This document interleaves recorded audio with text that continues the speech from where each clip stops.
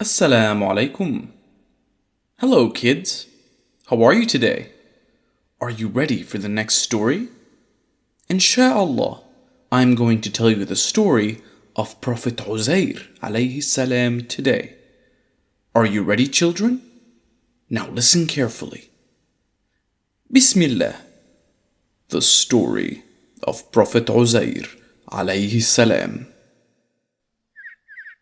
A long time had passed after the death of Prophet Isaiah alayhi salam.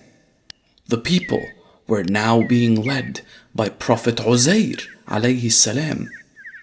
The people loved him very much and followed his teachings earnestly.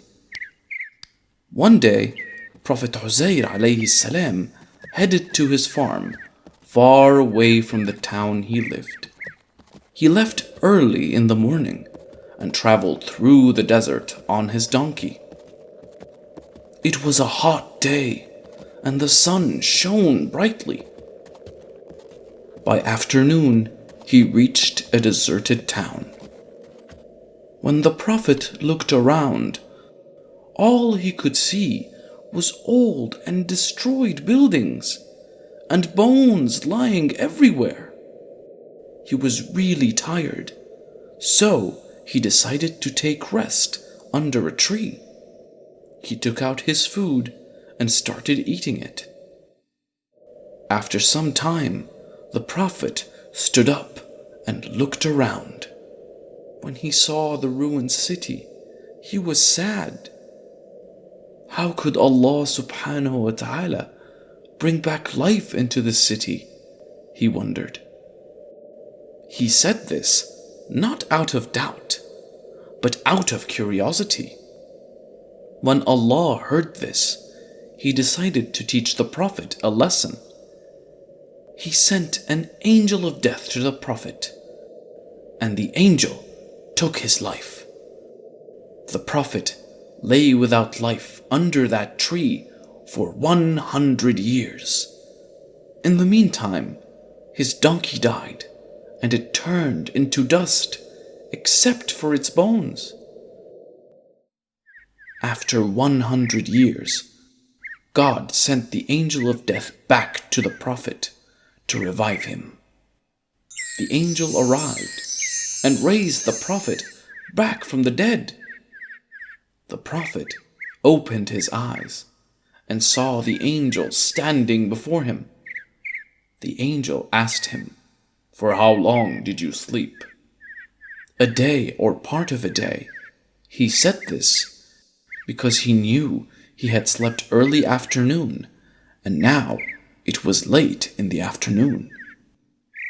"You remained asleep for 100 years," said the angel. The Prophet was shocked to hear that. He realized that it was by the power of God that he came back to life. He then ate and drank from the food he brought with him. Then the angel revived his donkey as well. The Prophet learned a lesson that day. Allah had made a sign for his people. He then rode on his donkey back to his native town. But he was not quite ready for the surprise waiting for him. The Prophet had been gone for 100 years, and in that time the whole town had changed. He rode on his donkey and passed through the town. There are new buildings everywhere, and he couldn't recognize anyone in the town. He rode toward his house, hoping someone would recognize him. When he reached his house, he couldn't recognize anyone there as well. "Who are you?" one of the women asked. "I am Uzair," he replied. "We don't know anyone by that name," the woman replied. She asked others in the house if they knew him, but they shook their heads and told him they don't know him. The Prophet saw an old woman who was blind and crippled sitting outside the house. When he looked closely, he realized that this woman was his maid. She had grown so old, and she couldn't see or walk either. "Isn't this the house of Uzair?" he asked her. "Yes, it is," she said. "But people have long forgotten about him. He was gone around 100 years ago." "I am Uzair," he told her. "Allah had taken my life, and now after 100 years, He has returned it to me." The old woman was confused. Even though she was able to recognize the voice, she still couldn't believe him. How could she? The Prophet had been away for not 1 or 2 years, but for 100 years. So she told the Prophet, "Allah used to answer Uzair's prayers. If you are Uzair, then pray to Allah that I might see." The Prophet agreed and prayed to Allah. He stood up and placed his fingers on her eyes, gently massaging them. Then he took her hands and said, "Get up by the power of Allah." She opened her eyes, and now she could see. Her blindness was gone. Then she stood up and walked as well. The old woman couldn't believe this. She told the Prophet, "Yes, what you are saying is the truth. I bear witness that you are Uzair." The Prophet then asked her the whereabouts of his children. She told him they were doing quite fine. His eldest son was 118 years old by now. She took the Prophet to an assembly of Israelites. The Prophet's son was the head of the assembly. Even his children and grandchildren were part of the assembly.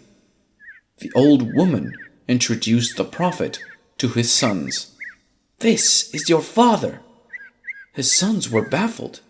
Their father was dead for almost 100 years by now. How could this ever happen? They were confused. "He is your father, Uzair. He is back," the old woman said repeatedly. "You are lying," his son said. "How can he be back after 100 years?"